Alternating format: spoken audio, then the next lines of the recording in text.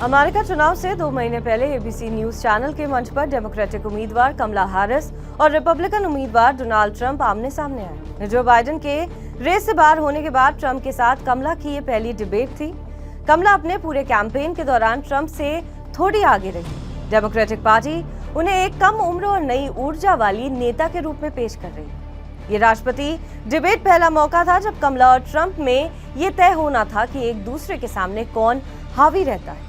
Trump पहले भी ऐसे 5 से 6 डिबेट में हिस्सा ले चुके हैं, लेकिन कमला हैरिस के लिए यह अनुभव पहला था। कमला हैरिस ने इस डिबेट में भी ट्रंप पर हावी रहने की पूरी कोशिश की और उन्हें ऐसा करने में कामयाबी भी मिली है।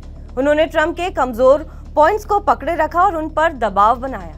ट्रंप के लिए ये डिबेट पिछली डिबेट से बहुत अलग रही और वे पूरी डिबेट के दौरान आक्रामक होने की बजाय डिफेंसिव और गुस्से में दिखाई दिए।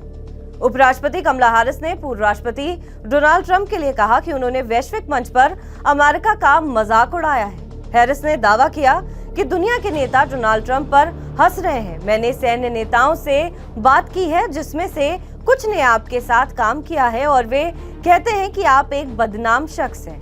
बता दें कि ट्रंप ने डेमोक्रेट्स के बारे में सालों से इसी तरह की भाषा का इस्तेमाल किया है। इस डिबेट में कमला ने उन्हें उन्हीं की भाषा में जवाब दिया है। दोनों नेताओं ने एक दूसरे के ऊपर खूब व्यक्तिगत हमले किए। कमला ने ट्रंप पर चल रहे मुकदमों और 2020 के चुनाव में हार के बाद अपने समर्थकों को कैपिटल पर चढ़ाई करने के लिए उकसाने को लेकर हमला किया। इसके साथ ट्रंप को अमेरिका को नस्ली आधार पर बांटने की कोशिश करने वाला नेता भी बताया और कहा कि वे एक त्रासदी है।